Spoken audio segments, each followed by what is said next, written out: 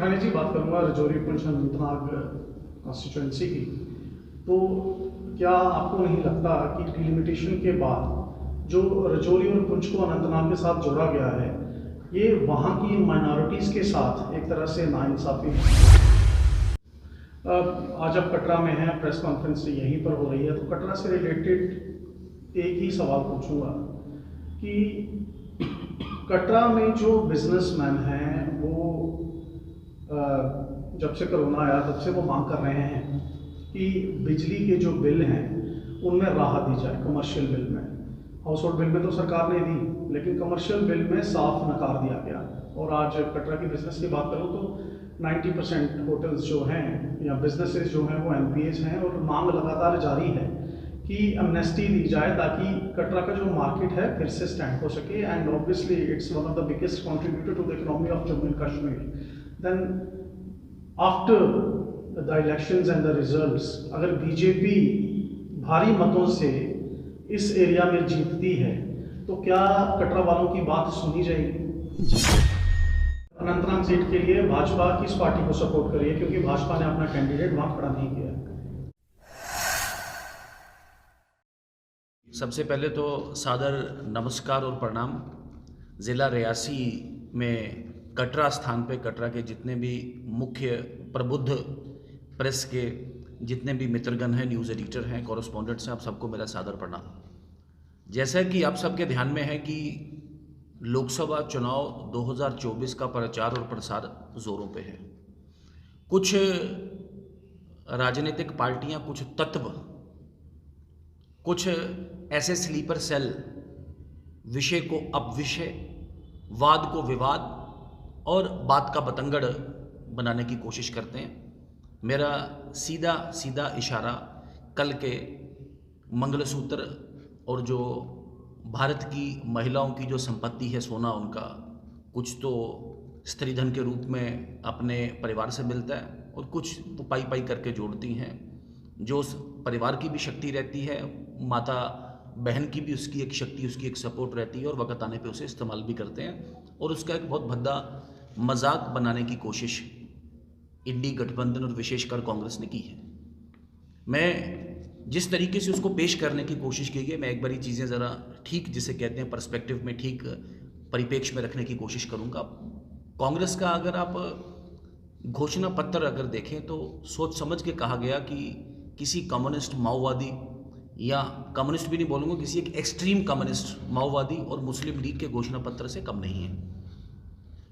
Reservations को लेके बार बार 1, 2, 3, 4 और अल्टीमेटली सुप्रीम कोर्ट की कॉन्स्टिट्यूशन बेंच का फैसला है कि रिजर्वेशन की जो कैप है वो 50% से ऊपर नहीं जा सकती।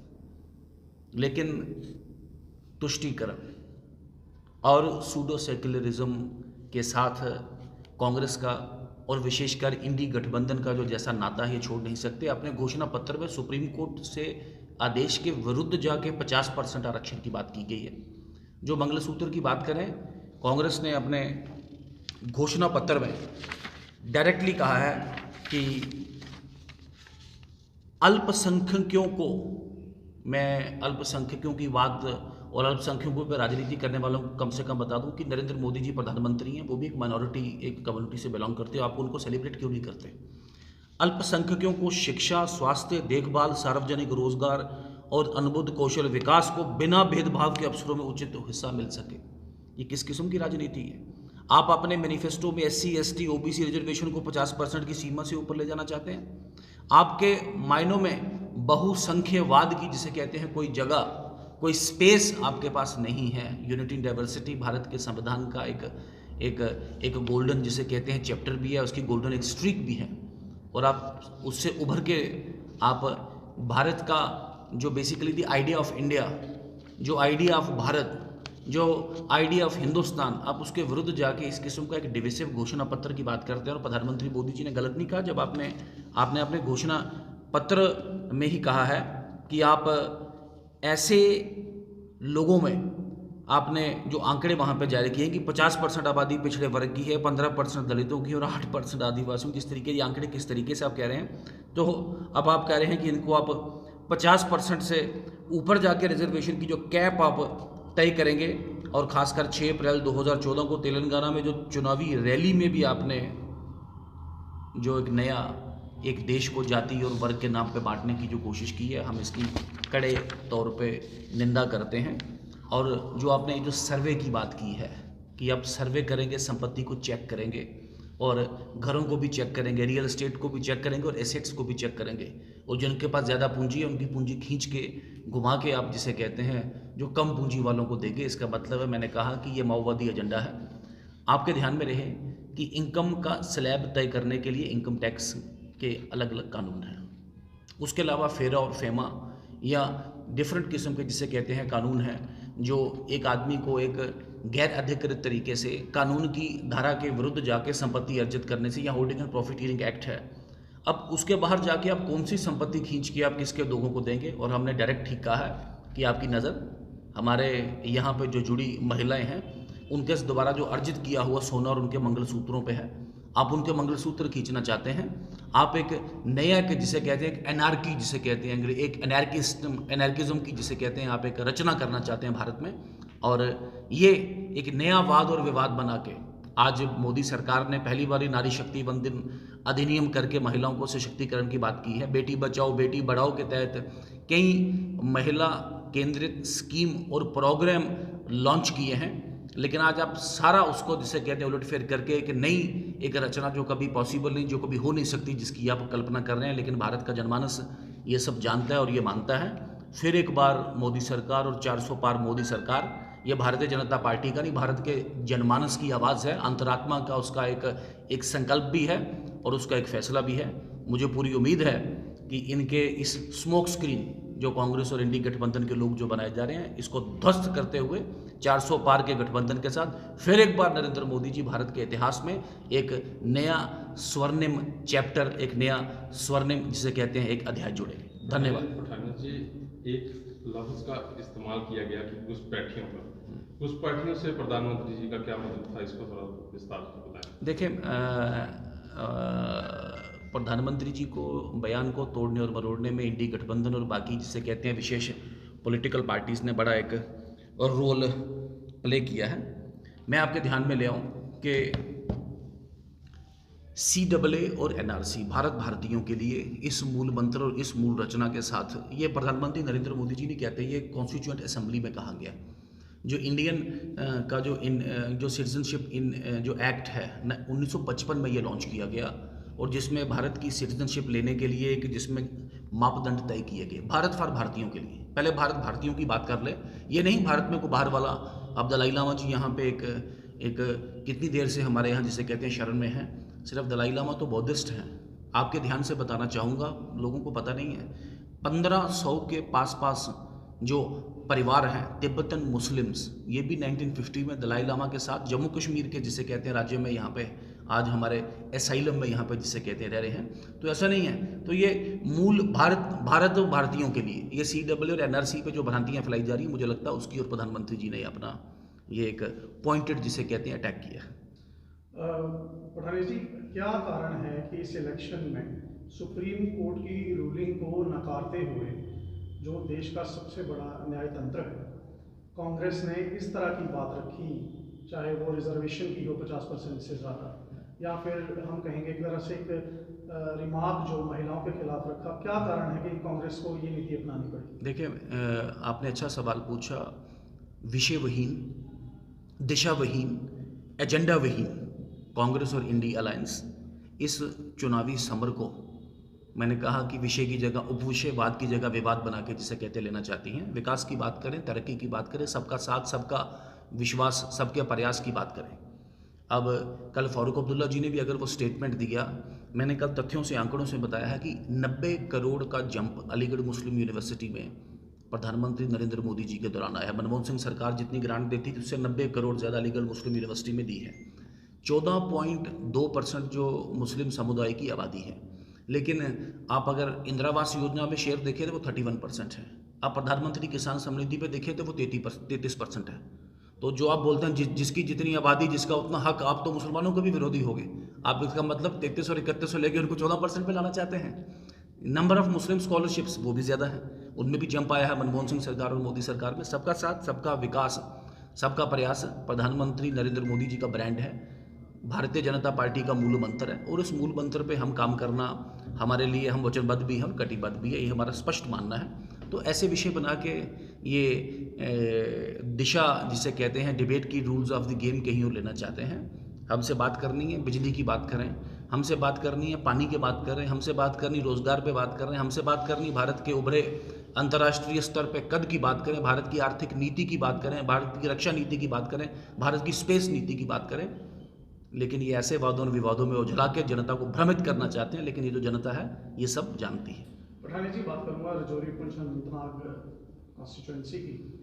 तो क्या आपको नहीं लगता कि डिलिमिटेशन के बाद जो रजौरी और पुंछ को अनंतनाग के साथ जोड़ा गया है, ये वहाँ की माइनॉरिटीज़ के साथ एक तरह से नाइंसाफ़ी है?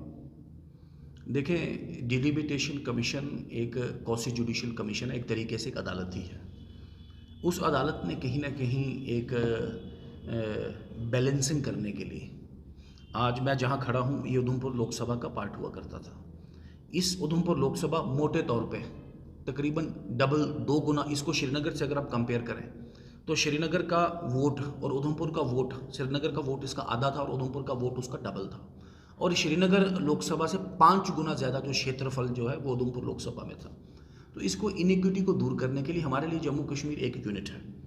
एक बहुत प्रमुख नेता DPAP के अध्यक्ष गुलाम नबी आज़ाद ने एक आरोप लगाया अभी पिछले दिनों कि गूगल के नाम पे ये की गई। हमारे लिए जम्मू कश्मीर एक यूनिट है और हमारे लिए गिलगित बाल्टिस्तान वो भी एक यूनिट है, एक क्षेत्र है हमारे लिए। और पूरा जम्मू कश्मीर हमारा, हमें कोई फ़र्क नहीं पड़ता आधा जम्मू आधा कश्मीर, सब जम्मू भी हमारा है, कश्मीर भी हमारा। और ये हमारे बुज़ुर्गों ने ही, डोगरा जनरल जोरावर सिंह आज जहाँ बैठे हैं उनकी वीरभूमि पे और ख़ासकर महाराजा गुलाब सिंह जी के नेतृत्व में, उनके निर्देश के मुताबिक इस जम्मू कश्मीर रियासत का जिसे कहते हैं एक कायम करके इसको एक पॉलिटिकल एंटिटी उस वक्त में बनाया था। तो उसमें कोई ऐसी बात नहीं। मुझे लगता है कहीं ना कहीं ये बैलेंसिंग करने की कोशिश की गई है और ये जनता के इंटरेस्ट में है। जो परिसेवन के जो रूल हैं, पॉपुलेशन, उसके बाद एरिया, टोपोग्राफी, उन सभी को मापदंड में रखते हुए कमीशन ने ये किया है और हमें मानना है कि ये बिल्कुल ठीक है। अगर मैं उधमपुर की पार्लियामेंट्री सीट की बात करूं तो लाल सिंह जब से मैदान में आए तो उनको ज़्यादा आंका जा रहा था, एक आम जन की जो बात थी उनको ज़्यादा आंका जा रहा था। लेकिन अब वहाँ पर वोटिंग हो चुकी है। अब भारतीय जनता पार्टी के जो कैंडिडेट हैं डॉक्टर जितेंद्र सिंह, वो कहाँ पर स्टैंड करते हैं? क्या आप कहेंगे कि फाइट है या नहीं? भारी लीड के साथ, भारी बहुमत के साथ डॉक्टर जितेंद्र सिंह जी उधमपुर लोकसभा का चुनाव जीतने वाले हैं।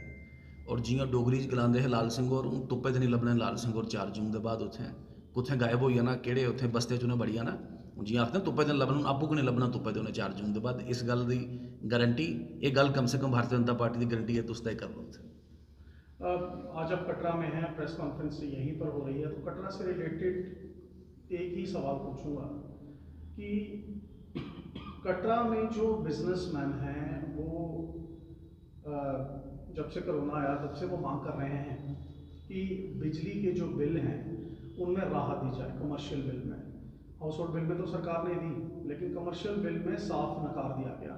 और आज कटरा की बिजनेस की बात करूँ तो 90% होटल्स जो हैं या बिजनेसेस जो हैं वो NPAs हैं और मांग लगातार जारी है कि एमनेस्टी दी जाए ताकि कटरा का जो मार्केट है फिर से स्टैंड हो सके। And obviously it's one of the biggest contributor to the economy of Jammu and Kashmir. Then after the elections and the results, अगर बीजेपी भारी मतों से इस एरिया में जीतती है तो क्या कटरा वालों की बात सुनी जाएगी? जी, सबसे पहले आपका धन्यवाद करूंगा कि आपने एरिया स्पेसिफिक एक सवाल भी पूछा। मेरे साथ हमारे भाई रोहित दुबे जी जो जिला अध्यक्ष हैं और एक नोटेड यहाँ के बिजनेसमैन हैं। मेरे कटरा में, रियासी में चूँकि आना जाना रहा, पहले कटरा में भी रहा, अब रियासी में मेरा एक रोल पार्टी ने तय किया है। हमारे साथ माननीय अरविंद गुप्ता जी, ये भी एक नोटेड बिजनेसमैन है और रियासी के साथ इनका भी, जिसे मैं अगर बोलूँ कि चोली दामन का साथ है, रियासी के साथ से जुड़े हैं। कटरा की जो संवेदनाएँ और कटरा के साथ एक सहिष्णुता के साथ जिसे कहते हैं डील करना, ये हमारा एक जिसे कहते हैं एजेंडा भी है, मिशन भी है।